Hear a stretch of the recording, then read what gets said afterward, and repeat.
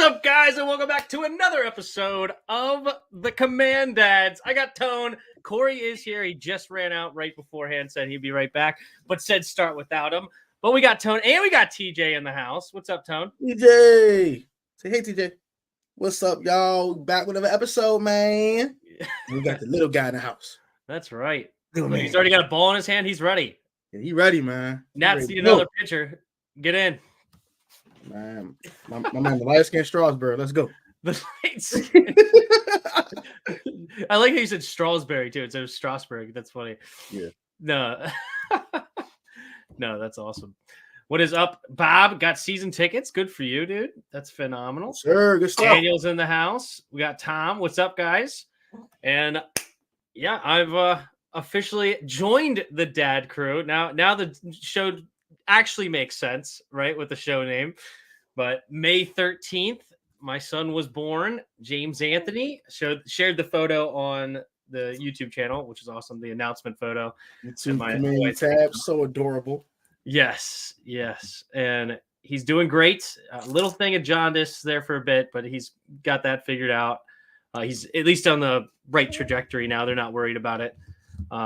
He's started to gain weight instead of lose, like they initially lose and then you start to gain. So he started gaining, which is good, and eating a lot more, awake a lot more.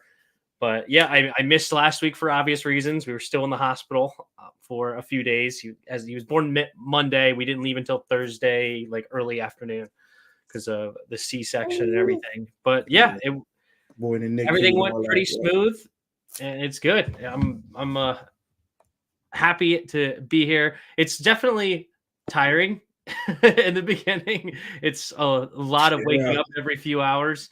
But me and my wife we figured it out, tag teaming it, where we don't have to both wake up at the same time. She does have to wake up more often, though, because she's doing the whole pump and different stuff like that with breastfeeding. Yeah. She does do the same thing. Right now, we're not breastfeeding because of the jaundice. We were trying to just get fluids through him. She's pumping, and then like we'll feed him what she pumps and things like that, so that it works that way. But she doesn't have to wake up to like feed him every few hours. Yeah, exactly, which is nice. Not actually directly nurse him. Yeah, exactly. What up, Lee? What up, Daniel? What's your overall grade on this draft? I loved the draft. We went through it a couple weeks ago. We loved it. I would have to give it an A, especially for the only one in the first three rounds rather, I didn't really like was the Coleman, but he could be a potential right tackle. But yeah, it's good. What up, Awesomeness Sports? How's it going? But yeah, the funniest story with the whole birth thing though was funny is when my wife's water broke in the hospital. So they gave her the medicine. We went in for an induction on Sunday morning, and so her water didn't break like yours did, where she was just screaming at you at your house of like yeah. So obviously ours was more scheduled it was more anticipated because of the whole situation. But still, they started giving her the medicine. She was walking and sitting on the ball and all that good stuff. And she was obviously going to the bathroom a lot and this, that, and the third. Well, there was a system of like, once she took the medicine, she had to stay on for 2 hours to make sure the baby was doing okay with the monitors and everything like that. And then she could get up and walk for like an hour and a half or do whatever to help the process. And then for the last 30 minutes, she had to lay back down. Well, she was on the ball for like 45 minutes, got up to go to the bathroom so then she can get back in the bed. Well, she goes to the bathroom, gets to go back in the bed, and she's like, oh, I just wet myself again. And she's like, I'm like, it's okay. That's all a part of the process. It's fine. No big deal. She's like, but I'm just so upset because I just went. Like, what the heck? And then she stands up out of the bed and just a floodgates hit the ground. And she like closed her leg. She's like, what do I do? Like just looking at me. I was like, it's okay. I'll call the nurse. And like she opened her leg and more. She's like, do I just stand here? No. I was like, it's all right. It's fine. Like they're obviously anticipating this. Anyway, and then she like runs to the bathroom and there's just a trail behind her. But it's just hilarious looking at her when she's just like, what do I do? What is going on? Yeah, just not anticipating that. So, but anyway, other than that, it was a smooth process. I am so team C-section. because it's just such a easy process. Yeah. It wasn't scary at all for us. Like it just cut her out, bang, sew her back up. It's quicker I than mean, healing. obviously there's a healing process, and she had to make sure she's on top of her pain meds and everything like that. And she did have major surgery, which is scary within itself. But my buddy who had a kid the same day, actually, it was pretty cool. Like his wife was pushing for 2 hours. They had to like use a vacuum. Like the heart doctor was in the room. Like she was like exhausted, and I'm like, that's way scarier than what I had to do. Yeah. Oh, no. But yeah, it's cool though. But we got through it. Now he's home, healthy. Mom is healthy. She has an appointment tomorrow to make sure her incision's all healed, like healing properly and all that good stuff. But she's already off the pain meds, so we're good there. How's dad life for you, Tone? And we got Corey. Watch this little guy right here. He chilling. He got a commander stick in his hand. He got a ball right here. You were saying before the show he's starting to teeth, so it's just when he ready to move around. Yeah, he's starting getting fussy. I'm going to bassinet. I can keep my eye on him, and he got speed light, so he chilling. He's good. There you go. Dad at work. While at work, right, TJ? TJ. You said he was teething, so now everything's going in his mouth. Yes, everything has to go in his mouth. Everything. Gosh. Stop with his ball in his mouth. No. Yeah. No. What are y'all? Crazy boy. I'm talking to you. That's funny. I'm sure with that Washington logo, we'll go there sooner rather than later. Hilarious. What about you, Corey? How's dad land over there?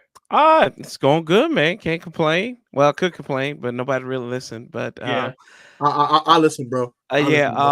Well, spin up is real. Formula is Satan. We woke up yesterday and we had to. Randy was getting ready for work, and her grandma comes and watches Zane while we go to work and stuff. And I was in the shower and he was in the bassinet in the room, unsupervised. And I come back and like I wake up and my baby boy's laying there. Look, he foamed at the mouth. He had spit up all his formula that we had fed him like 3 hours ago. So we are pretty sure we can't do formula with him. He was good. He was good. Mm-hmm. Then he spit up on me after I got a shower. I said, "Oh," and I'm just like, I really didn't even care at that point. I was like, "Oh, baby, I'm so sorry. I'm so sorry." And but he was good. He's doing good. And by the time when we got home, he was back to regular schedule, just drooling on me in every shirt that I have. I have like it goes without fail. I don't think he's done it today on me, but he drools on me every day. So probably by the time I go to bed and he goes to bed, I'll get drooled on. So I'll keep the drool count going. But got it. No, it's a good day. It's like a Snapchat streak. It really is. Gotta have the streak continue. Oh yeah, and then it's daddy daycare on Friday, so there you go. That's gonna be fun. Yeah, I'm just gonna be like, buddy, please just go to sleep so daddy can sleep or daddy can play PlayStation. Because I don't get these opportunities that much. Yeah. So let's just chill and have a good day. But it's fun. Right. Good. Very good. Well, perfect. I'm glad everybody's doing good in Dadland. Look at him. He's got to keep him entertained. Mom said, I don't care if you're doing a show or not. It's your turn. How about for y'all? No, you're good. It's fun. TJ's like, he's like, you peasants. Why are you bothering my servant, man? Why are you bothering my daddy? Why are you bothering? I want my daughter. That's what Zane's like. He's starting to grasp on things and like the bottle. And we were out today. That's why we were late. We went to Buffalo Wild Wings. So if you like Buffalo Wild Wings, it's all you can eat boneless wings Monday and Wednesday. So we went today. And I fed him, and he's just sitting there like, peasant, please just feed. I'm like, you gonna grab it? We're like, you gonna grab the bottle? He's like, no. I'm just gonna sit here and be pitiful and my royal life. So it's funny. I think he gets that high maintenance from his mom, but yeah. So I gotta work that out of him when he gets older. Phenomenal. All right, should we start talking some Commanders? Let's do it. All right. The command. So I figured we should start with updates of like different roster moves because we may make more. And just to update everybody, we, at least according to what I saw, we made two big moves, or not big moves, but two notable moves with Jake Fromm cut, so we do not have to deal with Jake Fromm anymore, which is nice. Get some State Farms out of here. Yeah. Yeah, the hype after we beat the Ravens from so many fans of get Jake in there, screw Sam, screw Jacoby. Jake needs to be the one in there. Jake from State Joey Farm. Sly's big L after we beat him too. He's like L in the preseason. Oh man, he won so many fans over with just a preseason game in the streak. Phenomenal. And then we signed another wide receiver, Damiere Byrd, which I had heard the name. I remember him for the Patriots. I did not realize he's 31 years old.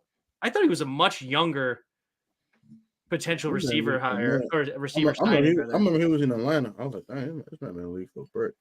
Right. He did have a 600-yard season one year, I think, with 2 touchdowns. But yeah, obviously not a huge notable sign. I don't think that he has a real shot of making the team, especially 31. We have a lot of young guys. But nonetheless, we did sign him. He's one of Ron's guys. He's a Comman-Thar. Oh, yeah, he's on the Panthers too. Yeah, peanut head looking so. Wow, he's a Comman-Thar. Ron probably horrible. recommended that one. Ron said, "Hey, sign Damiere Byrd. Why return some kicks for you?" I probably recommended that one. That's Marty Herney. Marty Herney suggested that one. Oh, Marty, he was good. Look, I'm getting Tim triggered already. Marty, he's like, I'm an advisor. I'm going to advise you to sign Damiere Byrd. I don't care if he was in Arizona for a bag of peanuts and a cup of slice or something. So they even make slice anymore. That was a good drink. But yeah. Jeez. Oh my God. Well, there you go. Yeah, I was just surprised he was 31 years old, but yeah, I don't think it's going to be a big deal. Then Washington made 3 new hires in the front office that Street Scores was really hyping up, and apparently Adam Schefter reported it, and super exciting stuff. And I do like what the Lions GM had to say about him. But first hire was Detroit Lions Brandon Sosna. He'll be the senior vice president of football ops, our lead contract negotiator, and Lions GM said he was his closer. So whenever they would go into negotiation, he would come in as a closer, which is cool. We hired a guy from the Ravens, David Blackburn, director of player personnel. He was about him too. Yeah, he was there for 17 years. Ended up being elevated. He was a scout for many years, and then elevated to the director of college scouting. And the Ravens have drafted extremely well, especially the last few years. So if he has any, I like Lindenbaum, I like Hamilton. You have Zay Flowers has been phenomenal. They've drafted very well for many years, but there's that. And then you have Dwayne Jones, who is also a former Raven, but he came from the Falcons. I have not been impressed with the Falcons drafts, though. So he's a national scout. I'm not a London fan. I'm not when they drafted Bijan, I thought that was nuts. Running backs in the first round, I don't like. But then again, so did Sosna with the Lions. But I don't know how much he had to do with the draft or not. Sosna seems like more of a guy that handled the contracts and more NFL free agents. So not sure. But do you guys have any thoughts on any of those 3 when you guys heard about them? I loved all 3 of them. Aaron Peters is making the Avengers. He's making the Avengers. I think these guys are all smart. Like, one of the dudes went to MIT. They've got Ivy League educations and everything. So they're not dealing with dummies. And I think Sosna, he's 31. So maybe Damiere Byrd can do this one day too at his advanced stage in football. So no, I mean, you look at it, people are wanting to come here again to Washington. So that's a plus. Prominent up and comers who, maybe they can keep them together for a long time, or maybe they go on to some other place. And like David Blackburn, just right up the road, bring him in here. So he's come from a functional organization. And it's kind of odd we say that Detroit's a functional organization, but they've been over the last couple of years. And then NFC Championship game. Yeah. Why not? Yeah. Well, but you go brain dead, right, with the coach. But anyway, that's neither here nor there. In Atlanta Falcons, I thought they had some okay drafts, but they haven't been over the top with. I think their coaching held them back with Arthur Smith. So That is a fact. yeah, that remains to be seen. I think a lot of their problems was Arthur Smith. Then when he grew that mustache, my God, it just looked. I said I was ready to. There. Yeah, like I was ready to hide the children and just like say, just like Helen Lovejoy on The Simpsons, the children. Why won't somebody please think of the children? Yeah. So, I mean, it is what it is, though. But no, I mean, who knows? We don't know if these are good hires yet or not. But you know, they smell of good hires. They smell like Old Spice instead of old crap. So good. You don't need a pamper for these ones. No, you don't. No huggies. No huggies. No huggies there. Don't get Loves. Look, if anybody brings you Loves diapers, send them right back to the store. I'm just giving you that. I'm telling you, Loves, although it says it's love, it's crap. It's crap. That's a crappy diaper. Little man will be looking like he's busting out of it after he's eating something. Hey, see, TJ knows. It's only Pampers making this face. and Huggies. I'm telling you, nothing else. Huggies are Loves are the Ron Rivera of diapers. They're extremely mid. That's exactly what they are. How do we get on this topic? I don't know, but I yield the rest of my time. Oh my gosh. Oh my gosh. Oh my god! I feel the rest of my time. Oh man! One off comment by me goes to that rant. Love it. I don't remember. You said that they smell like Old Spice instead of old crap, and I was like, you don't need a Pampers for this one. Oh yeah, and then you just got started. That's a Comman-Dads segment right there. They ain't one. That's a Comman-Dad right there. Oh, so good, so good. All right, well, perfect. Well, since we did not go live last week, we do have the schedule to go over. Yeah, because that was released last Wednesday. And just Tech, give me your overall thoughts on here. What was your biggest takeaway from seeing this? I got a couple of notes too that we can go over. The NFL are some dirty bastards. You did not like the schedule. Now, hear me out. There's two things I don't like. Okay, I'm tired of a week 14 bye. All right, let's get them on early, bro. Can we get an earlier bye, bro? Like week 10, like week 14 again for the 100th time. Goodness gracious. We're going to be beat up and destroyed by them. Like, half the players will be on IR, best with these fools. They dirty. And then, the beginning of the schedule is brutal. That was disrespectful, bro. 4 of the first 6 on the road. They'll put the Ravens. Put the Browns. They'll put the Bengals. Like, bro, why? Why? But that means you have more home games down the stretch. This is true. So the last 4 out of 6 down the stretch, if you want to, if you're trying to make a push. We do have a nice home anomaly. We do got the next 5 out of 7 at home after that. So that does help. I do admit that, but I just don't want to be 1-5 and have home games. That's all I'm trying. We got to survive that nasty stretch. If we can survive that stretch, we'll be fine. Fair enough. Good notes. What about you, Corey? I mean, it's pretty much what I expected. We don't get any respect, like Rodney Dangerfield would say. And here's the caveat to it: we don't deserve it. We don't deserve anything.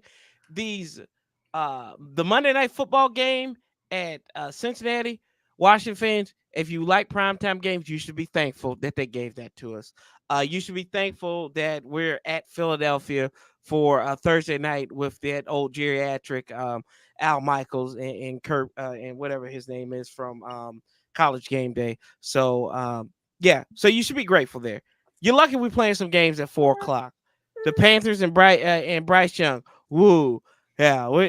Look, I'm not complaining about no schedule because I'm not in a place to complain about schedule because last time I checked, this team was 4-13. So thank you there. I just want to beat the Smurfs. If we can beat the Smurfs in week 2, and I don't mean beat the Smurfs. I want to bludgeon them. I want like Papa Smurf to cry out to the Lord and ask, why did the Commanders do this to them on September 15th? I'm serious. I'm getting sick and tired of losing to these damn New York Giants all the time. I want to show my son that we can beat these good people. We can beat them. You gonna beat the Spurs? Beat the Spurs. Beat the crap out of them. I don't care. Papa Smurf, Smelly Smurf, Sister Smurf. They all done. But shout out to Authentic, right?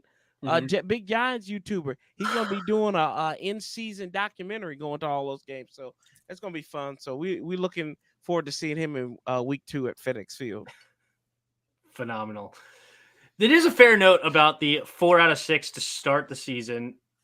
I didn't quite put that together, but I did like that we only had one back-to-back road stint the whole schedule.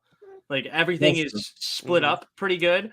I also like to see, I hate when they give us a bye week and then our opponent has like a Thursday night game the week before. So they get extra day. Yeah, they get extra time that we don't. That didn't happen to us with the Saints. And also like when we have a short schedule for the Eagles on a Thursday night, they also have a short schedule. And where we have an extra time. Dallas doesn't have extra time with like an extra bye week or something like that. So I did like those kind of notes that nobody's like, our advantages aren't being neutralized. And it doesn't seem like anybody else has like a crazy advantage on us in that sense. I'm sorry. But no, I was looking at this. I like the schedule. I think it might even favor us. Now, I wish it wasn't this year where I think we're building it. I don't think we're going to be quite competitive enough, but I think that they kind of hooked us up in a lot of ways. And if we could survive that, if we can survive that 4 out of 6 on the road in the beginning, and Jaden Daniels starts looking great right off rip. Cliff Kingsbury's offense is clicking. Joe Witt gets this defense playing a whole lot better. I like it. But what do you guys also think about Tampa Bay as the home game? I was irritated. What's the point of having it after the draft if you didn't want to start week 1 with Caleb Williams versus Jaden Daniels? That would have been phenomenal if you could have had week 1 against number 1 pick versus number 2 pick. Now we have to wait until week 8 for that. So just a random middle of the season battle here. I don't know if they want just extra headlines in the middle of the season, maybe like where it's not, you don't need the headlines to start the year. You want more talk in the middle of the season. But anyway, what about Tampa Bay on the road week 1? How does that favor us? Or hurt us? We carry well when we go to Tampa Bay. Yeah. We try well go to Tampa too. Yeah. I think the reason why we're starting out on the road is because we started the last 4 years in a row. 4 years in a row, 2020, 2021, 22, and last year. Yeah. At home. So I at 5 in a row, that I think that would have been highly unlikely. But I think in a normal year or something like that, it probably would have been us hosting Chicago. But I'm under the mindset if you can get 3-3 through those first 6 games, I think that's a win. That's a win in setting up you for some success. I don't think we're going to win 7 games this year, but I think most of those games are going to be competitive, and those are going to be games that we lose close. I don't think we're going to get blown out and get the doors blown off us like we did in the back end of the season. But to answer your question, I mean, at Tampa Bay, we always have a chance at Tampa Bay. The only time I really remember losing in Tampa Bay was, what was it? Is 06 last time we lost in Tampa Bay? Yeah, like 06. 07. The game before Taylor died, I think. Oh, yeah. That was, I don't think we've lost at Tampa in the regular season. Somebody can check me on that. But so we beat them in 11. We beat them in 15. I remember the game. I don't remember which year. I think it may have been 15, where we won like 16-3. That was 18. That was 18 with Alex Smith. Okay, yeah, where like they had like 500 yards of offense, but they couldn't score 3 points. Like missed like 4 field goals or something like that. Yeah, they went like 0-5 in the red zone. It was weird. Yeah, Weird to see in my life. I remember. Going to Tampa. I'm not scared of Tampa, bro. Yeah, they had a little run last year. It was cute. Mm-hmm. Baker, shake and bake. It was cute. Okay, it was cute. 3 out of the first 6 are playoff teams, right? With Tampa, Cleveland, and Baltimore. And then Cincinnati is a most likely a playoff team if Burrow stays healthy all year. Yeah. Oh, Darth Vader over there. Yeah. Darth Vader. So that could 4 out of the 6 are potential playoff teams this year. Then I like what the Cardinals have been doing. And if Kyler's healthy, that could be a dangerous team. It's if we go 3-3, I completely agree. That's gonna be fun. Can't wait. You're going to which game? The Arizona one. You're going out to Arizona? My dad, my brother, my uncle, and I are going here. Wow, good for y'all. That'll be fun. Out to Phoenix. Yeah, I heard that's a great Glendale. stadium too, right? Yeah, it's one of the newer ones still in the league, isn't it? I'm trying to see the Grand Canyon. It's be fun. I've been to the Grand Canyon. It's a nice. And I'm trying to see Marvin Harrison get strapped by somebody. That's a lie. But that's not going to happen. Yeah, I don't know who. Fanatics is doing that for you already, so. True. Yeah, no, but if we can go 3 for 3 in those first 6, that would be massive for the rest of the season. Because then our quote unquote only tough games are in division. Mm-hmm. I don't know. Pittsburgh travels well, Tim. Pittsburgh does travel well, but I'm not and don't get me wrong, I don't think we'd be favored in that game, but I don't think I don't look at them and think, oh, they're gonna blow the doors off of us either. No. I'm way more scared of a team like the Ravens or the Browns than I am the Steelers. Yeah. Right? Or Cincinnati for that. They're the least scary in that division. But I don't know. It'll who are you more afraid of, Tampa or Pittsburgh? I would say Tampa. Pittsburgh I'm not afraid of either one of them. I don't. I'm not afraid of one of them, but I'll be more scared of Pittsburgh. I very rarely am I afraid of a team. That just I mean, because if you even fear somebody, you're already letting that doubt set in that you're going to lose. So I mean. Do I have more concerns with Tampa than Pittsburgh? Sure, but I'm not afraid. Yeah, that's what I mean. Yeah, I mean, afraid is probably that's fair. Not the correct word, but no, that's exactly my point. Though, is you have an established quarterback that played well last year in Baker. They also still have a strong defense. They have a lot of good pieces on that defensive side. They have a better offensive line than Pittsburgh, and they still have Mike Evans. They still have Chris Godwin. They have a strong team in Tampa. That, probably middle of the pack as far as rosters, but still, I would put them somewhere probably in the 16-17 range at least, which is better than what we are. But Pittsburgh, right. I don't know. I wouldn't put Pittsburgh in the top half of the league as far as a roster. But Mike Tomlin is him. Mike Tomlin. I mean, that's Bowles. the thing. Yeah, he's Todd Bowles don't got no candle on Mike Tomlin. Mike Tomlin is him. And Todd Bowles, remember, they quit in that Detroit game. They had another opportunity to get the ball back, and they had timeouts. Yeah. And he was like, I'll just punt it. Let's just get back to the house. So, you're going to see how your team feels and responds to you after that, too. Facts. Yeah. And they lose Dave Canales, too, on offense as the offense coordinator. So they got a new offense coordinator also. That's right. He went to Carolina. Coach, Carolina. That's right. All right. Well, we'll see. Career. Cool. All right. Now that you see the schedule, what's the prediction, Corey? 7-10. 7-10. Okay. Yeah. Tech. I got 8-9. 8-9. Barely missing the playoffs. I'm going to stay at 6-11. I'm tempted to go to 7-10 because I really like the schedule. I think the schedule does favor us in a lot of ways, but I'm going to stay at 6-11. Yeah, Yugi says 6-11. I'm with you on that one. Yeah. All right. Cool. Him and his 9-8 49ers. We'll talk about that later, though. Yeah. Hey, we agree. That's scary, Yuki. I don't know if I like this. Us agreeing is a scary thing. I'd be happy as heck with 6 wins. Yeah. I think we should be able to squeeze 6 wins. I'm not saying I'm going to be happy with it. I'm just like, Well, I know Bot is really scared of our offensive line and really scared of the health of JD5 because of it. And it is going to be, if we don't figure that out, it's going to be a scary It's going to be rough. Yeah. And because he took a lot of sacks in college, a lot of sacks.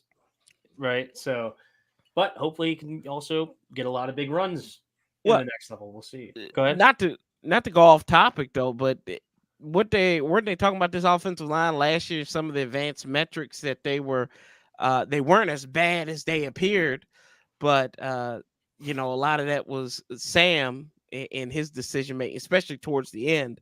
So maybe I think it's kind of compacted because Bobby Johnson's the offensive line coach, and he was coaching the Giants last year. That was historically a terrible offensive line, so you don't really have any improvement on that end.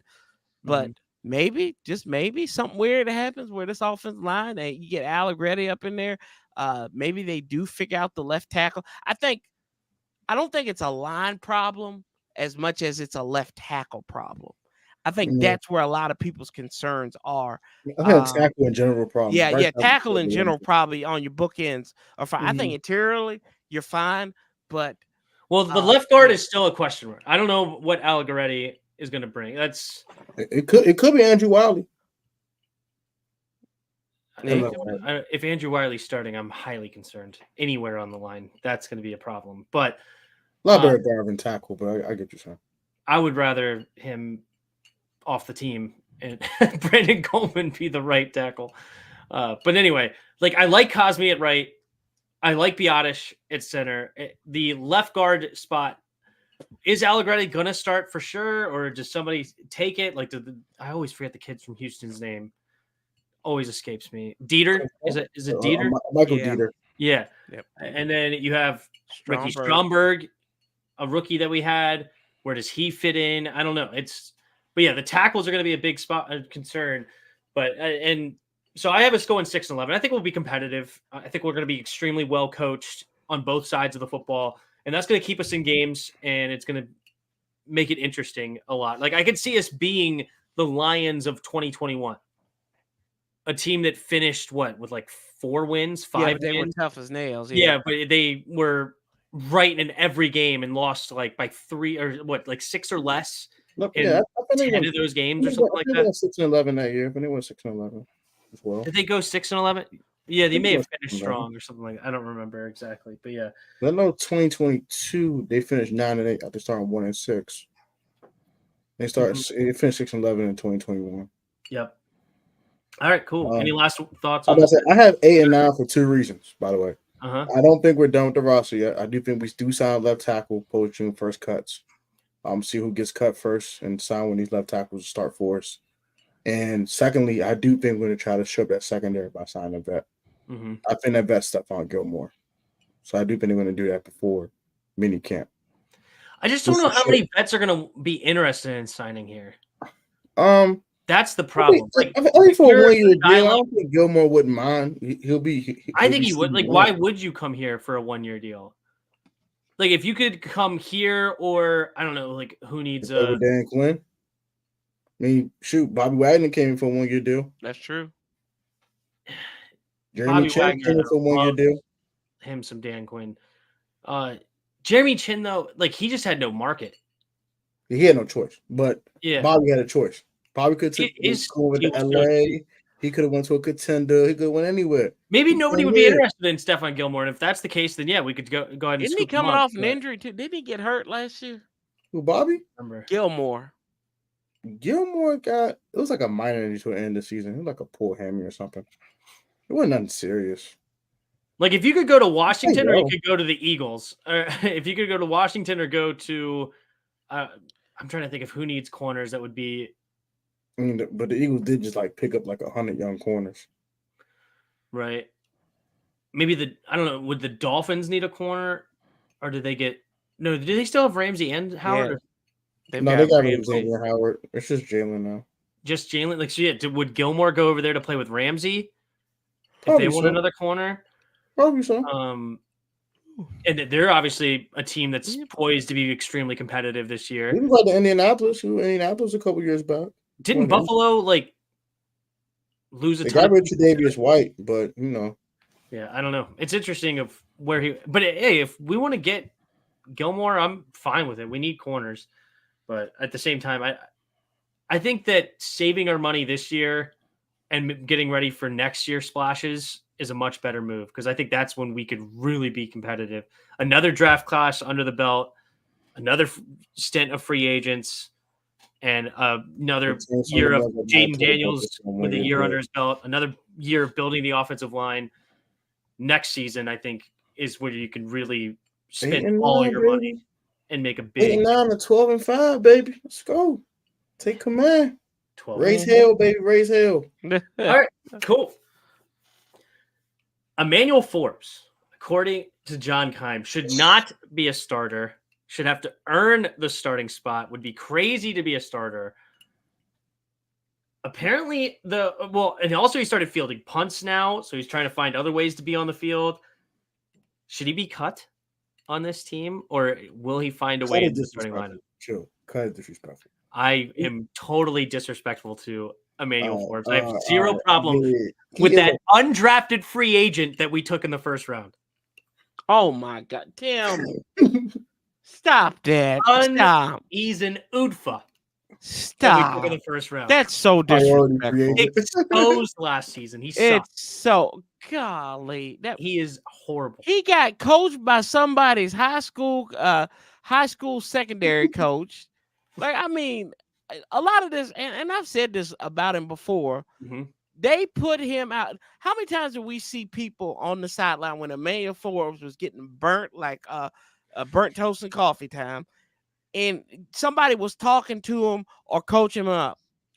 I'll wait. Very, very seldom. I didn't see. Only seen it once. Maybe on Thursday Night Football we saw it. He's so bad it's unfixable. The boy, stop it! That boy got beat on national. He got beat, battered, and bruised on national television. He looked like the guy from y'all seen the movie RoboCop in the beginning, the first one where the cop got beat up to crap. That Google it. That's what Emmanuel Forbes' rookie season was. The boy looked like he was a commercial poster child for Feed the Children. And you can hear the woman in the background saying, "In the eyes of the angel." Yeah. Yep. Fly away. The boy had no help. I'm not gonna hold you, bro. I disagree with nothing that Corey is saying. He went unprotected on prom night. And look what happened. He had to pay the piper. They're still paying child support. AJ Brown is paying child support because of what he did to him in Philadelphia and in PG County. Dude, he had no help. Supposed to be that kind of dude drafted at pick 16. That's what you're supposed to be. Oh yeah, we should have got the guy who tore his ACL in week 5. So you're right. Dude, he had the best performance against Tyreek Hill against anybody all year. I will take the one ACL Christian Gonzalez right now than I would before this guy. My man Forbes got a one-way ticket to the Shadow Room last year. My man got obliterated. Man, y'all killed his psyche. All you fans on there talking about Twitter was attacking him because he got drafted here. They were like, he's terrible. He sucks. The man, remember, he had to go off of social media because before he even played a game, people were attacking him. I don't know. I don't remember that. I remember everybody starting to look at all the interceptions. Oh, maybe he could be our Trayvon Diggs. Oh, he's the next Darryl Green plus Deion Sanders. The hype was real for Emmanuel Forbes. He had a pick 6 against a no-name in OTAs or rookie mini camps or something. He's already at it again. Sam Howell threw a pick to him 4 yards behind Terry McLaurin on a drag route, and they're like, "Oh, he's shutting down." Yeah, he pass interfered on an underthrow of Odell Beckham, and freaking JP Finley sharing it as if it's a highlight. That's what he's supposed to do. I feel like people are forgetting the hype on Emmanuel Forbes was actually. I feel like I was on an island. I was the only one trashing this kid. What's his name? Louis T was on my channel talking about how he's not that bad. It's actually good, and he's hating. He was hating on Christian Gonzalez, calling Christian Gonzalez soft. He was telling the fan base that he was a soft player, and the reason we went and got Forbes because he's tough. I'm not forgetting this. We drafted an UFA in the first round, and the Washington fans were hyped. The boy's not a UFA. Stop that, dude. He is terrible. Hey, look, it's just like it goes said. A lot of people talk a lot of smack until they get punched in the mouth. Dude, he was a single side, only off ball zone corner his entire career in college. We're gonna make a man corner. Yeah. And we went out and drafted him in the first round. He is a scheme zone corner only. That's all he is. And we drafted him in the first round. But I digress. Get a kid. I mean, let's be honest, where he was drafted at and everything. But I say I'm giving him a year. I'm giving him the benefit of the doubt this year. Mm-hmm. Last year. Last year was the benefit of the doubt, just because of what he was drafted into. Mm-hmm. That's all I'm saying. Now, if he acts like this again, I'll be here. I'll come on here. I'll say, Tim, I'll kiss the rings, Tim. I'll say, you know what? You were right from day one. This boy is terrible. He's garbage. But until he's such a nice guy, though. He's such a nice guy. I don't want to hate him. He seems like a very good person. He's just not a good football player, and I hate that we did this to him. I feel bad. Yeah. I'm giving him. I don't think he's a cornerback one in this league. I just don't see CB1. I just don't see it. I don't see it. Let me remember how elite Deron Bland was before last season. I mean, he was a elite corner, all pro and everything, wasn't he? Yeah. Where was he drafted? When was he drafted? Oh, he was a fifth round pick. Yeah. He was a first round? He was a fifth rounder. Fifth rounder. I'm just saying. I wanted Deron Bland back. He came on a Fresno State. But I'm just saying. It's like what UPS said. What can Brown do for you? What can Quinn and Witt do for you? What can he do for Emmanuel Forbes? Hey, man. Joe and Jen can say that man career. They didn't, and that's the one thing that I like. That's why I defend Emmanuel Forbes, right? Because they did nothing to support him. Like they never corrected anything correctable with him on the field from what I saw, right? Mm-hmm. We could say we weren't in the film room. We can't say if he was a film junkie or whatever, but nothing they did. They never gave him safety help, like against Philadelphia, against AJ Brown. He was on his own damn island. Right? Yeah, exactly. Boom, like that. Merrick just had it. Millennium Ring and all that. Just snap. Go away. Yeah. You going up against you got the Celtic Guardian going up against the Winged Dragon of Raw. Like, it don't make sense. There you go. Don't get I was looking it up. He had a decent season. It was bad. I don't know why in week 4 we had the audacity to put this man one-on-one with AJ Brown for 60 minutes. Did you hear how ignorant that sounds? Not get spanked. You hear how ignorant that is? Remember in 2016, we didn't even want to put Josh Norman on Antonio Brown, and that's when he twerked on him. He got Breland like that. Because we had Breland. We had Breland on him. Yeah. One of the things that doesn't make sense with this franchise and cornerbacks, you put your wet behind the ear guy from Mississippi State, Mississippi, against old AJ Brown. Grown man Brown. A grown A man. Grown A man. And you got to do with still on his breast. And my bad gave him the amen treatment. But I mean, it's just I'm just sitting here watching this, and I'm like, he whooped that boy's tail. Right for this kid? God, dang, bro. How's this right for this kid to do that? And then you got St. Juiced over there with his north of the border ignorant butt. Ain't strapping nobody. Ain't strapping the soul. I just tapped the ball out of bounds. Oh, yeah, you just gave up a 20-yard play just to play later. Hey, yeah, but still, we got to celebrate. Lock that. Like, piss off, dude. Really? Sorry. Nah. Yeah, y'all got see my blood. Hey, man, my man Benjamin St. Groupie, man. We know he be on. My man is a commander diddler. My man can't keep hands on people, bro. He weird.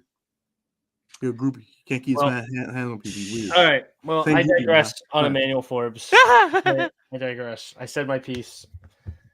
You guys know how I feel. You meant AJ Brown the third? I don't think he's actually going to be cut. Apparently, it was reported that the Cowboys actually liked him.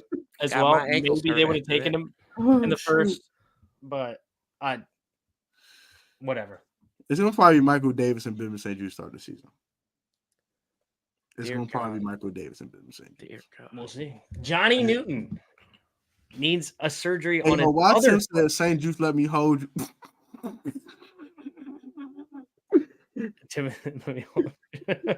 His Bow Wow song title have itself. So Newton needs a Y'all surgery cutting on up his his other comment foot. section. Mhm. Are we concerned about that? He had a surgery in January, and now he needs a surgery on his other foot. Did we just draft a dud in the second? Another dud second round pick in I Washington? won't. Now, if he misses time in the regular season, then we can have that conversation now. But right now, it's the off season. I'm not worried. I'm not going to be concerned about it. He's a big guy, so I mean, that could be a problem in the future. But right now, I'm take the way he approach. I'm not going to say, "Oh man, Johnny a bust is over with." No. I'll pitch him a Forbes till he got baptized by AJ Brown, but so I'm gonna be patient for now. Yeah. Look my Corey give me his face, bro. Oh, I wasn't even sorry. I was reading something. Oh gosh. Yeah. Oh god. Oh god. Yes, we should be concerned. Yeah, hell yes, we should be concerned. Because this is going back to more of the same. We should be afraid. Because we thought AP was perfect Peters over here. And did we get caught off guard? Did we get did we get caught in a genjutsu? Like I'm worried. I'm worried that Oh my god. because I was praising this pick. Mhm. And I said, because AP had the fortitude to go out of here and make a decision on something that didn't need to be decided on until next year with old John Allen. And now it's like, oh, well, he's got to have foot surgery. Now, we're kind of being kind of hush hush about it. Like, oh, yeah, we knew about it. Yeah. And that's probably why he dropped, because more teams had a dime on it. Now, I think I was listening to Standard this morning, and he was talking on his podcast about maybe it's a injury that's easily fixed, and he'll be all right. Fracture. Those are usually Yeah. He said it's going to be good, but It's a what injury? I knew it was a foot. Jones fracture. Yeah. Okay. So he said it could be. It should be okay. Before training camp, but still, that's still some valuable time he's kind of missing to just kind of getting with a new, because everything's new for everybody in that building. That's true. That's true. Yeah. I can feel why people could be concerned. The reason I am not, because I know this kid's a stud. That's why I'm not concerned. I know the talent's there. If this is for Darian Mathis, I'd probably be freaking out. So all right, I know he already mid. Now he getting hurt. Oh no, now I'm ready. So it looks like he didn't miss any time in college. He played with the injury. He played with it. That's why he waited to get surgery after the season. He played with it. So he's tough. That's good to know. Okay. Yeah, I mean, obviously having two surgeries in an offseason before you even play a single snap of football has to draw some concern. But no, I agree with Tech. I'm not somebody that's actually freaking out over this, especially knowing that he played his entire college career and he played through injury. So he has a Trent Williams feel where Trent Williams is always banged up, but he seemed to always play until he got ticked off for the team, and then he decided not to play. But and weed, don't forget about the weed. Well, weed. Stay off the weed. Stay off the weed. True. Well, yeah, but we'll see. It's definitely something to note. 2 surgeries in a single offseason before you even play. It's pretty wild, to say the least. But I was also with you, Corey. I was excited about this pick. It's not at first. At first, I said, "Who the heck let Mayhew touch the card?"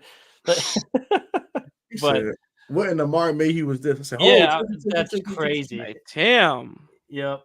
But understanding what we know, this is nothing like the Fedarian Mathis pick, right? Or nothing like the Emmanuel Forbes pick or the list pick here that was terrible in the Ron Rivera era, where you didn't know who it was. Jamin Davis pick. But when you looked into it, it didn't fix it.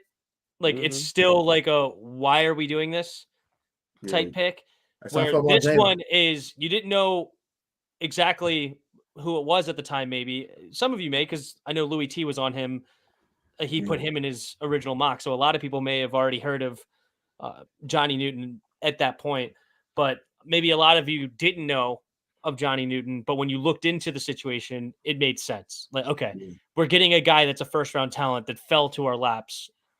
So we took the falling talent instead of reaching for need. Yeah, the not talent. Well, not even reaching for need. D tackle was not a need last year. No. I'll say instead of you reaching for a need like an offensive. I know, but my problem with Ron and company is we reached for players and they weren't a need. It's the worst of both worlds. Yeah, is trash. what's going on. But all right, we'll keep an eye on Johnny Newton. Hopefully, he's fully healthy and ready to go by training camp. I don't know what the length of time will be for this surgery. 6 to 8 weeks. 6 to 8. So he should be. Got it. So he should be good to go then before training camp comes around, which would be good. He's like Javon Hargrave, John Pepper. Well, that would be a beast if we could. I have a couple of other written notes, but I liked this question by Tim. Y'all think that Tristan Wirfs' contract talks, which apparently he is holding out right now over in Tampa Bay, could, if stalled, could prompt a possible trade? They're not trading Tristan Wirfs. Hell no. Probably not. But man, he's a guy that I would start making a move for. Like if we traded a first round pick from next year, I would be thrilled. Because how old is this kid? Tristan Wirfs? 25. 25. Just turned 25. I would want to use our first round pick on a left tackle anyway. And if you can get a kid like, or a dude like Tristan Wirfs ready to rock and roll and pay him, we have the cap space. I would send a hefty price for a guy like Wirfs, especially with a rookie quarterback right here, right now, where you want to protect him immediately. Yeah, if you can't, I would trade a first round pick for Tristan Wirfs too. I would send if he became. I would send anything up until where I would stop is 2 firsts, but I would send a first plus some other stuff to go get me a Tristan Wirfs and sign a first and 25 and a third and 26. I'll do that. Or even a second and 26. I wouldn't give a multiple 2025 first round picks though. I would stagger him. I would try to stagger him at least. Of course, I would like to, but I would trade a first and a second next year for Wirfs. To me, that's next year. That's a little bit. That's huge. That would be getting that left tackle is huge, though. I don't disagree with that. But right. Yeah, if I lose those two picks, but I can get a guy that's a proven left tackle in the league that's only 25 years old that you could sign for a 5-year deal, and you have your left tackle spot solidified for the next half decade. I'm doing that in a heartbeat. Because they haven't picked the 5th-year option up on him either, I don't think. Yeah, they did. Yeah, they picked it up last year. Yeah, they picked it up. So you will have him this year, next year, and a 5-year extension. That's 7 years of Tristan Wirfs. I mean, okay. I can subscribe to that for a first and second round pick, a 7 years for left tackle. I can subscribe to that. I think the only thing I couldn't do is 2 firsts. I don't think it would take 2 firsts. Yeah. I don't think it would take 2. I think it'd take 1 and something else. You trade whatever is needed for a young stud left tackle. Not every rookie picked in the top 5 worked out. Yeah. Yeah, it's man. I would trade a hefty price for him. I really would. You know, what did the Dolphins trade for Tyreek Hill? A first, third, fourth, sixth. It was like 4 draft picks. It was something crazy. So Hill was traded to Miami for 5 picks, a 2022 first, second, and fourth, 2023 fourth, and sixth. I would do that. I would send that capital for Wirfs. Yeah. And pay him. And pay him. So we'll see if we can make that happen. But good question. I agree with, I think Tech said it first. I don't think they're going to move on from Wirfs. I don't see it. I think they figured it out. Lord. I think they figure out. You don't trade left tackles of that caliber. You just don't. They'll find a way to make it work. Well, we did. Well, you got to think about it. You got to deny reality. For a bag of chips too. Yeah, you got to deny reality too with that. So Yep. unfortunately, but I'm impressed. They traded all them picks for Tyreek Hill to go to the Dolphins. So what, they got a pick per Tyreek Hill's kids in 2024. So I mean, it's a good deal. So Stop. That was funny as hell. All right. Speaking of wide receivers, Luke McCaffrey reportedly playing X receiver, not slot, which goes with my thought. This kid, they want to turn him into Adam Thielen. They think that he is a Thielen, and I'm here for it. I love Luke outside. He's a 6'2" body. He's not some 5'10" slot receiver that I feel like everybody thought he was. This kid is 6'2", almost 200 pounds. And he's only been playing receiver for 2 years, but he's a phenomenal athlete. He's got an ultra competitive spirit about him. And I think he's going to just get better and better and better. Genetics. And with his dad and his older brother. I love this idea that he's playing X receiver. What say you guys? I like it. I think you should experiment this time of year. Like this like we do with the Emmanuel Forbes on the punt return thing. Try things, figure out what they can and cannot do. Why the heck not? We should find out if Luke McCaffrey can play outside. Right. And I think where our quarterback situation looking like right now, in camp, he probably cook these boys anyway. So we might want to find too much about Luke McCaffrey in training camp because our quarters are trash. But no, I hear no here. I hear no there. But I do want to find out what he can do. So why not? Why not experiment? Shoot. Put Jahan in the slot too while you at it. See what he can do in the slot. Because he does struggle with press. He's terrible against press. And I kept trying to explain to people I want Jahan Dotson. Yeah. So anyone know about Jahan Dotson is me. Well, if you put in Jahan in the slot, he's shown if you ever put a safety over top of him, it's a big play, right? Whenever they got that matchup, it was the Eagles game. 100-yard game in the Eagles game. Yeah, put him in the slot for 6% of the time, and he cooked them boys. Cooked them because you have him a two-way go. He's shifty. Yeah, he has a complete four-way go. He can go left, right, slant, this, and it's easy for him because with Jahan, his number one weakness is play strength. He doesn't have the play strength to play outside every down. He just doesn't. It's not because of lack of route running. He could run routes once he has a release. He can run the stem of his route, break people off. That's not the problem. The problem is the beginning. When he gets grabbed and gets tossed like a little rag doll and he can't move. That's the problem. He lacks play strength. So, yeah, I would want Jahan on the inside. He literally could be a 1,000-yard receiver in the slot if you put him in there and just let him work. I don't mind it. On a slot fade? Yeah. I just think about that Tyreek Hill play against us when we put Quan Martin over top of him on third down and it turned into a 75-yard touchdown pass. Jesus Christ. Did y'all watch? Don't remind me that, bro. I don't want to think about that. Did y'all watch the in-season Hard Knocks? No. Oh gosh. So during that play, they had Mike McDaniel mic'd up, and all he said after that play was he was like, "What the F?"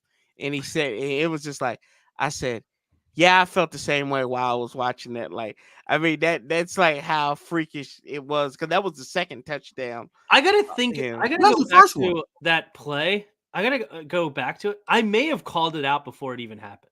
Oh god. Yeah. I may have said. I saw that. I said one-on-one with Quan Martin. He about to cook him. I would have to go back and look at that. I may have third and 10 too. I'm like, it's third down, bro. You gonna go one-on-one with Tyreek Hill with a rookie? Yeah, man. Sayonara. Get him out of here. Yeah. Pack his bags to the end zone. Get him out of here. Goofy. But nonetheless, Jahan Dotson in the slot, Luke McCaffrey outside, Terry on the other side. I love our wide receiver room, our wide receiver trio. I mean, that is nasty. And I think you can move these guys around, which I think Cliff's gonna do more of that too. He might move Terry in the slot a couple plays, might move Jahan in the slot a couple plays, have Luke and Jahan outside, and just keep people guessing where these guys at. So you can't just key in on the guys. All right, we know Terry's a Z. All right, we want to look on the right hand side. Terry McLaurin be sitting right there waiting for me. Oh no! Whoa! How's he in the slot? What's going on? Where's 17 go? Oh, he's in the slot now. So now your best corner has to follow him around all game long. And that's going to irritate people, make people mad. I'm tired of following this dude everywhere. I'm trying to think if I care to move them around. I would move them around. I mean, obviously you have left and right. Like you're not going to put Terry literally on the same side every single time, but I kind of just like the idea of, hey, you got your position, play it, and I guess and go from there. I'm gonna Matt LaFleur used to move around Devontae Adams. I'll do the same thing with Terry. I'll move him around and get him more favorable matchups too. Because sometimes you can't move that number one corner around. Yeah, you got a slot corner on. I just think it's more important just to have as many weapons as possible, and that you can open the field up as with those, right? Whereas the Packers for a long time was just Devontae Adams, right? And you just had to figure out how to get him the ball. I get that. But I don't know. It's interesting. I'm not going to be upset if they move around. Obviously, moving around has its benefits and everything. I'm just trying to think if I actually care to, because I think it would just be so nasty either way. Huh? And Jahan Dotson is going to thrive in the slot, so I don't really want to move him out of the slot. Terry does what Terry does no matter where he is on the field. And then Luke on the other side. Anyway, it's a thought. It's interesting. It's an interesting thought. What do you think about Luke McCaffrey on the X there, Corey? Yeah, man. I mean, he's the same size as Thielen, kind of what you said there. So, hey, if it's gonna work, and he's gonna be that guy, and this is experimental time right there. I think kind of what Tom said. Jahan's value is more in that slot. That's where he was cooking when he was a rookie. Like I remember that game that we played against Jacksonville. He was winning out of the slot. So yeah, if he's the guy to be there, I'm loving it. I'm here for it. And I think that's gonna make him bode well.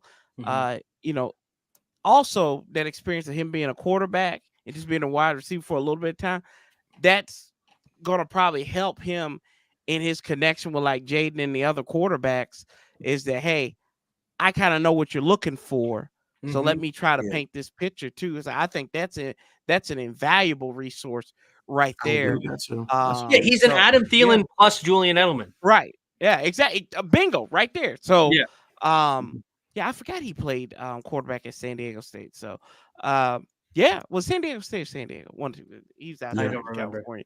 But yeah, man, I think it's good because it's getting us out of that rigid structure, because to me, it always seemed like they had everything decided before training camp even hit. I don't know. Did y'all feel that way sometimes? Like everything was kind of like set in stone.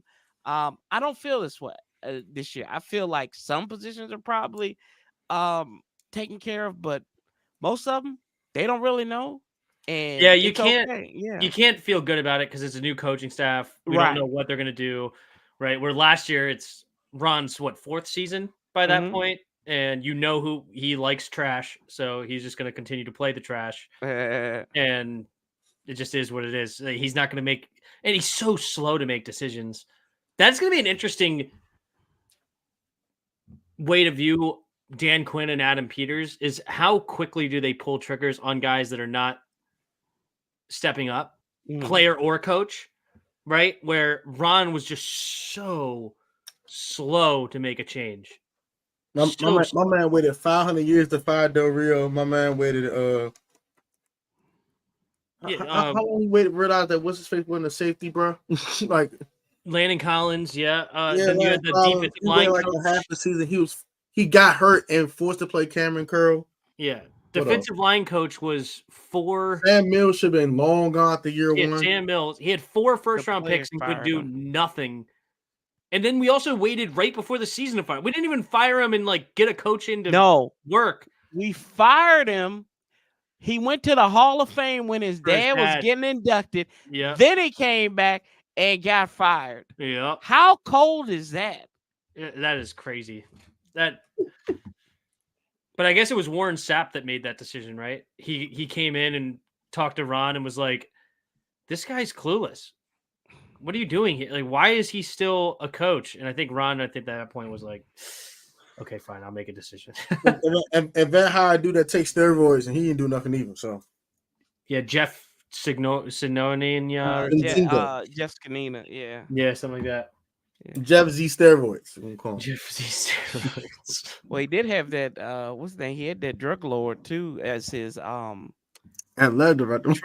Yeah. What was old boy's name? Ryan Vermillion. Yeah. Yeah. Heisenberg. That's why I called him Heisenberg. He was popping pills and crushing pills. Say my name. Yeah. He's my man was slinging that ish. I can't say that. He's giving them boys Percocets and everything. Say my name. He said, "Here you go." He's like, I just got a headache. I need some Tylenol. No, you need this extra strength stuff. I got the lean. I got the perks. I got everything. He had the Robitussin in the liquor in the back corner. He was like, I'm gonna make that purple drink. Future stuff. Molly Percocet mask. You bet. Him and Jamarcus Russell. He makes drinks for Jamarcus Russell. That purple drink. My man, my bad. Verbeer's favorite word. He had the future face. He's like, this is sensational. Hilarious. All right. Oh gosh. Last thing I had on the Commanders notes is we mentioned it the 2 weeks ago, and it officially happened. Was JD5 is official. Did you guys like how Tressway handed it to him? He was cool about it, and it just basically said, "Give me tickets to this game." He didn't charge him a ton of money and made it work. Tress is a real ninja, man. Shout out to Tress. Jesus God.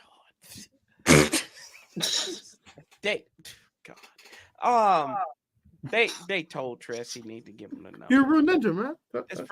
That's pretty much what happened. It was just like, it's your decision, but it would be in your best interest to give Jaden this number. That's all they did. And I mean, the people who have made a big deal of this on either side of the opinion, whether you thought Jaden should get it or shouldn't get it, you should be ashamed of yourselves. This is I've said this before. This is poverty franchise behavior. Instead of earning something and creating a legacy, rather than just getting a number or staying comfortable with his number 5, we turned ourselves and we look like bigger fools than the people actually pulling the strings. So, with that, I yield the rest of my time again, counselor. Tell me how you really feel, Corey. Don't hold back. Idiots. Everybody's a damn moron for this. Anybody just wasting breath on this. The fact that they had to do this coronation from the damn punter to the rookie quarterback who hasn't done anything, and the punter's been your best player for the last 10 years, and we wasted breath on this debate. People talking about people's mamas and daddies on Twitter and everything. The fact that we had to deal with this, it's ridiculous. The fact that I'm getting pissed off about it is ridiculous. The whole damn thing's ridiculous. You know, the Commanders expert was OD about this number stuff. I'm like, yeah, chill, bro. I had to get off X for like 3 days. Y'all tripping, bro. Y'all tripping. Idiots. It's so unconscionable that we can't freaking focus about winning. Good God, those things talk about something. Jesus. Burn them Jones, bro. Burn them Jones. Burn them. Colorblind child from burn them Jones, bro. From the Harlem Children's House made these daggone things.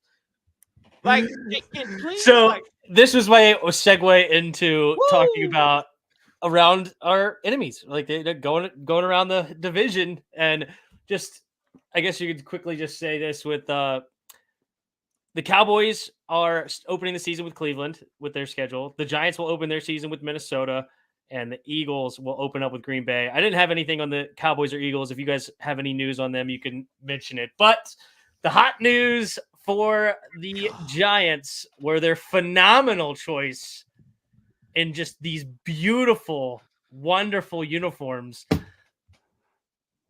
Do you guys not agree? Do you guys not think these are amazing? All right, so I'm gonna keep this short and brief. If these are my ops, Who needs friends? This is trash. These my ops. These the ops. I gotta go smack around twice a season. These the ops. Man, get this whack uniform on my face, bro. Get this whack all old face, school. bro. So 1938 helmet. I start cursing, bro. Get this out of my face, bro. 1933 jersey and the 1925 pants and socks. Ooh. Is that how much they were worth? 1925 for those pants. 1925. Is that how much they paid? Buy somebody? one get one. Buy one get one. Buy one get Not one one free. get one for 1925. All right, bet. Let's get it.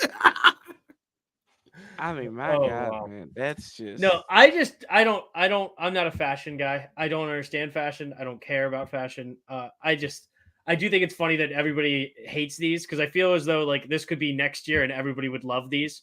I feel it's just such a temperamental like.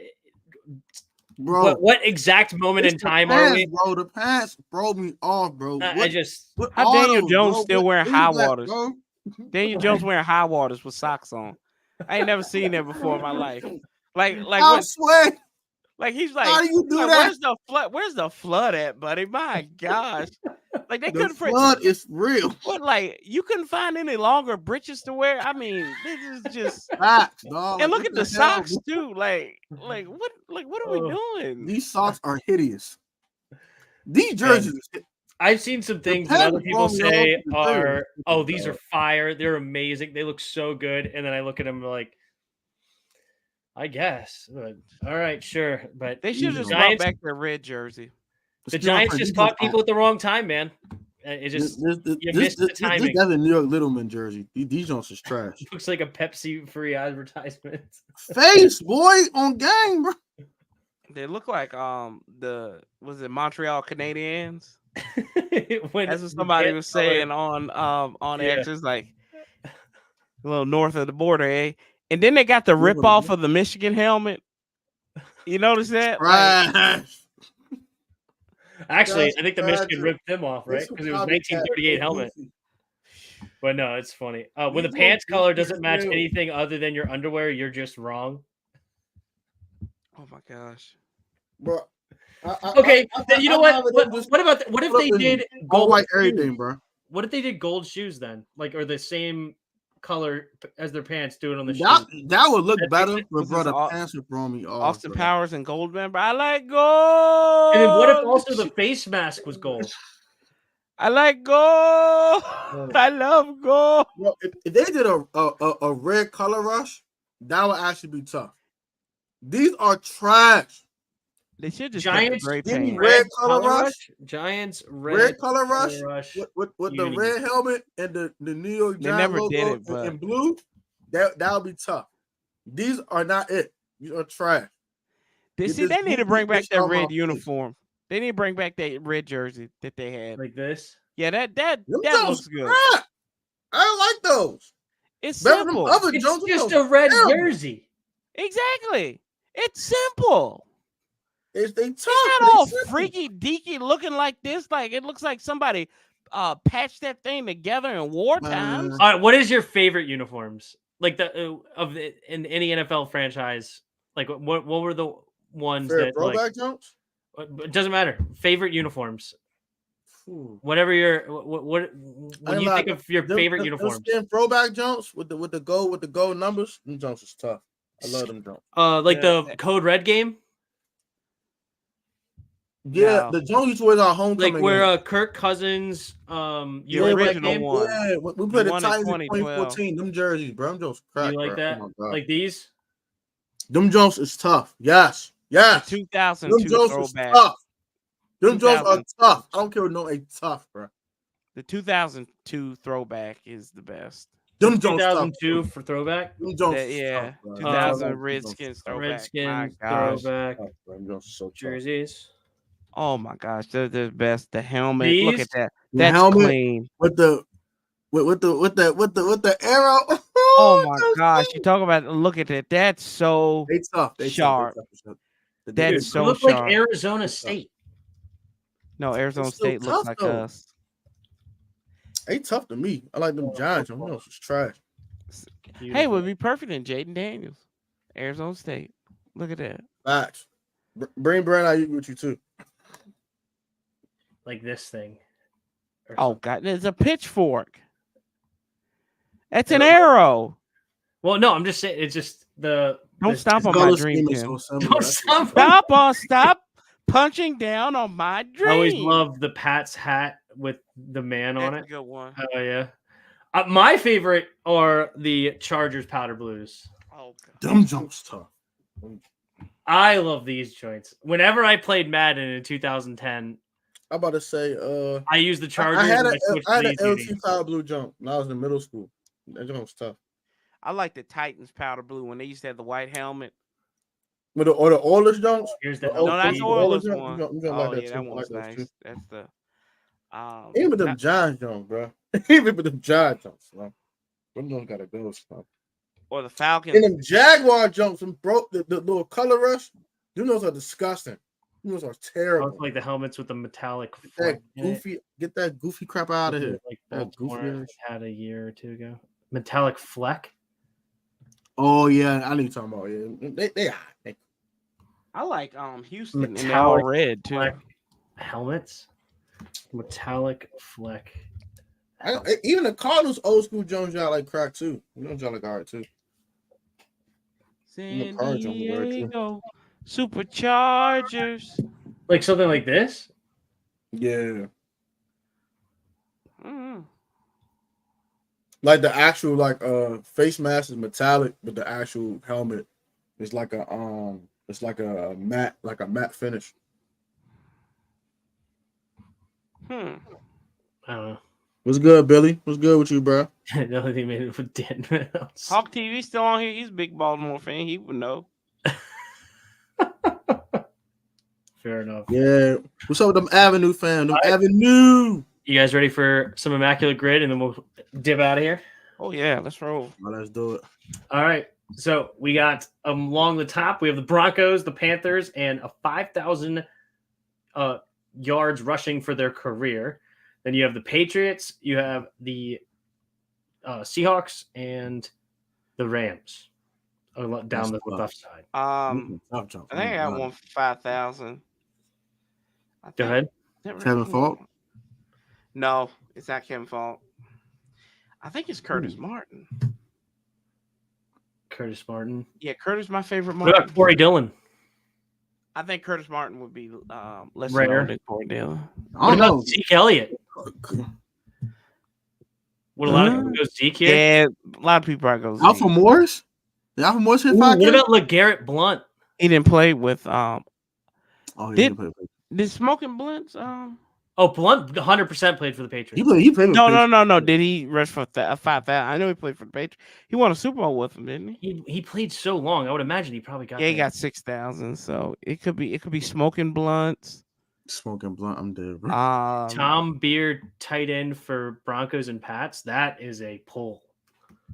Tom Beard. Oh, you suck. Oh, I put the wrong Tom Beard. There's 2 Tom Beards in the NFL. Who would have thought? Who would have thought? There you go. That's all. It might, but that's low as hell though. It's phenomenal. I only think of Greg Olsen. That's fire. That's crazy. Him for that. Hey, right Bar, how the bar, gang? Olsen. Greg Olsen for sure. It could be someone else though, bro. I'm gonna go Blunt here. Yeah, Blunt cool.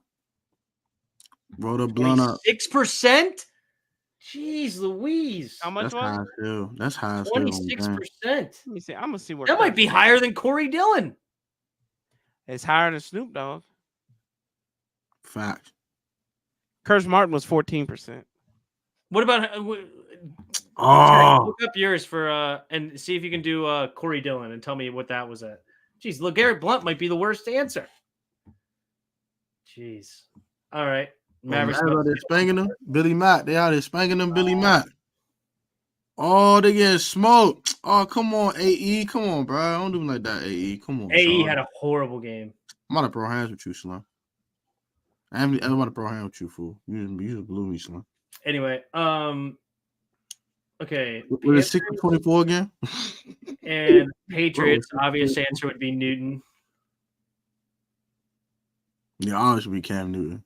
That's super That's obvious. gonna be a big one. That'd be Yeah. obvious. That's probably like 29%, 30%. Seahawks and what about Noah? Brandon Fant? Browner. No. Never mind. No. 'Cause I think it's Seattle. Never mind. Not Carolina.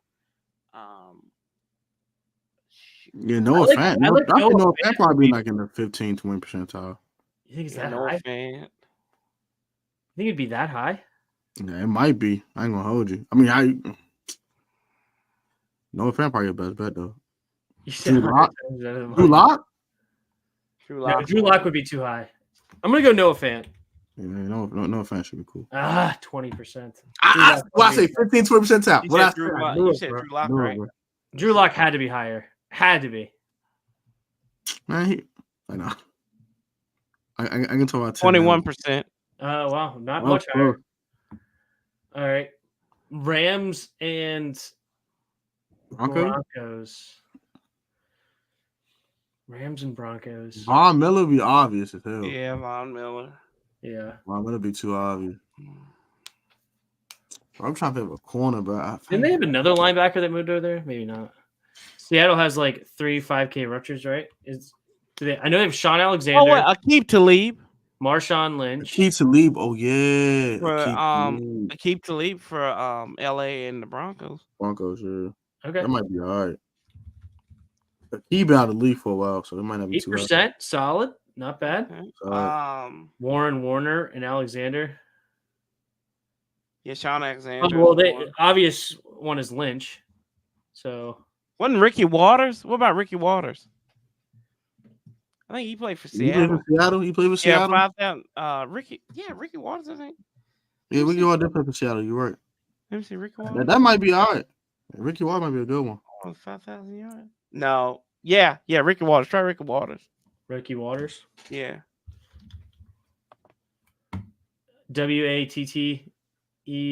Watters. Yeah. Yeah, two T's. All right, I got that 4%. This fool born in Harrisburg. I should throw hands with him. 717 stand up. Hey. Rams 5,000-yard rushing. Somebody said Dickerson, of course. That would be Dickerson. Marshall Falk. Yeah. Did Todd run for 5, bro? Who? Todd Gurley. The Gurley man? I don't think. Steven Jackson. Oh, yeah, Steven definitely. Yeah.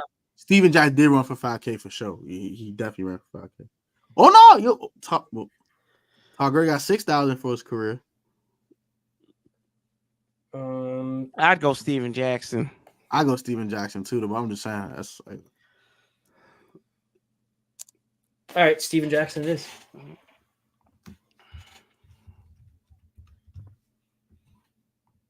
.10%, not too bad. Not too bad. Panthers, Seahawks. I say Greg Olsen in that middle one. Okay, Greg Olsen. Did Thomas Davis play for? No, he didn't play for Seattle. No, he played for Washington. I think that's for Carolina. I'm trying to think of anybody.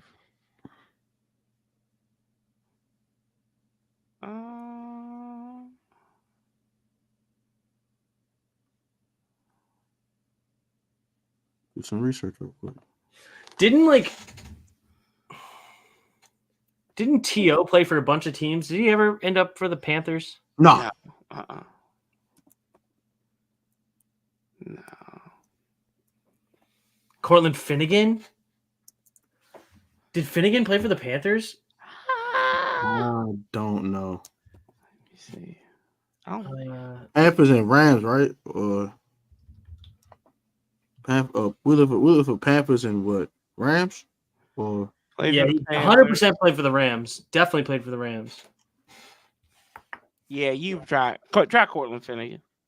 Wow, good pull, DB. That's phenomenal. Dick Bass was the pick for LA rusher. How can you forget a name like that? No clue. Then again, possibly only Roger. Gosh, right. Y'all gotta stop, Slim. Y'all tripping. Oh no. All right, so we got one more, and let's just ruin it since I already did, and just put Cam Newton. Unless you guys have a pool. Oh, let me see. I want to see one thing. Hold on. We doing Patriots and who else? Patriots or Patriots Panthers and Seahawks Panthers. I say Greg Olsen in that middle one. Oh, Greg Olsen. Yeah, Greg Olsen. That's not bad. Cam Newton will be 90 plus. I'm actually curious. Hey, for the top one, try Henry Anderson. Who? Henry Anderson or Kajon Bonner. Kajon Bonner. 1%. Well played. Let's go. The rarest goes to Bod for Tom Beer. Well played.